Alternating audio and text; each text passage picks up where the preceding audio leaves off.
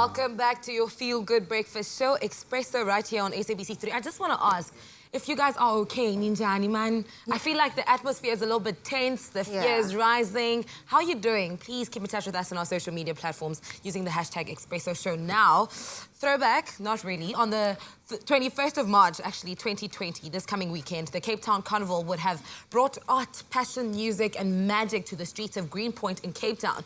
From marimba to marabi, ohadi to reel, this year's theme would have showcased the sounds, music, dance and art of our country. Yeah, I'm so sad though, but I actually had the opportunity to drop by the Carnival workshop to see that magnificent mobile set that will form the moving stage from this thrilling show. Now, despite the event being cancelled, we thought it would be very interesting to take a look behind the scenes. Let's take a look. Today I'm at the workshop of the Cape Town Carnival 2020, taking you behind the scenes of where all the magical floats are created, and of course to find out what we can expect for this year's production and parade. It's going to be fun, so stick around for it. Brad, if today was just a taste of what we can expect for the Cape Town Carnival, then you are setting the bar. But take us through it. What is the vision and the theme for this year? Incredible Journey, Sounds of South Africa is the theme that'll be guiding our audience and has guided the creative process through an imaginary journey through time and place that starts in the deep, deep, deep distant time with some of the first artistic expressions that are known to mankind that happened in Southern Africa, in the Western Cape, and then picking points along a kind of a cultural roller coaster, if you like, from different points in time where different forms of music arose, different kinds of creative expressions, so that by the time we reach the end of the parade, we're ready to look towards the future. I love that you're taking us on this whole journey, but also incorporating the diversity and culture of South Africa. Why is that so important for you guys to incorporate that in the show? What we've really found over the years with the Cape Town Carnival is that what we represent in physical and artistic form needs to be an expression of what we are and who we are and where our values are, and appreciating each other's cultures, appreciating where we come from, recognizing each other, seeing each other. These are our values, so that's what we seek to express. Angela, I think you have probably one of the most difficult jobs as the creative or the head director of the floats. But take us through it. What can we expect this year for the parade?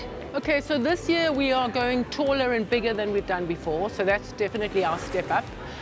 We've got a beautiful story that's really about how awesome the human creativity is and how South Africans are intensely creative. Starting in the beginning of the parade with the first artists and following in our creative ancestors' footsteps. I mean, basically, right here in the Cape were the very first artists. The first marks that were made with meaning that we have discovered were made here. So basically, there's a real deep, ancient sense of intense creativity welling up from this land that we live on. Working alongside famous artists, designers and set builders are unemployed youth in a 10-day creative work experience to assist with drawing, painting, colouring, gluing, sculpting and dressmaking. It's really fun actually seeing how the creative process actually emerges. Beforehand, we don't know every step of the way, but as different people get involved, like for example the Shante and Dunati, they bring their own expression, bring their own creativity. As the leads come together at the beginning of every year, there's always an amazing jam session where they're all doing freestyling and improving, and it gives everybody an opportunity to go like, wow, that would be cool, keep that, do that, that's amazing. I've danced or been part of Cape Town Carnival for the past, 10 years as well. And every year it gets more and more amazing with the different themes that we have. And growing in Cape Town Carnival is absolutely amazing. It's exhilarating and the opportunities are unspeakable. Angela, I think you have one of the toughest jobs as the head designer of all the floats. But how much work actually goes into creating a float for the parade? And so basically the process really starts with brainstorming. with the community groups and the builders, the artists and the fashion makers. And so that actually takes a fair amount of time and thought and conversation and process.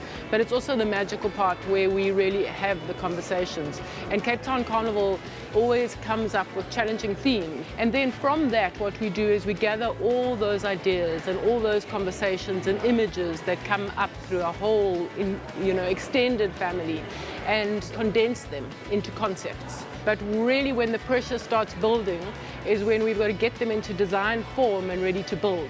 This year's Cape Town Carnival is set to take place on Human Rights Day, the 21st of March, on the Greenpoint Fan Walk.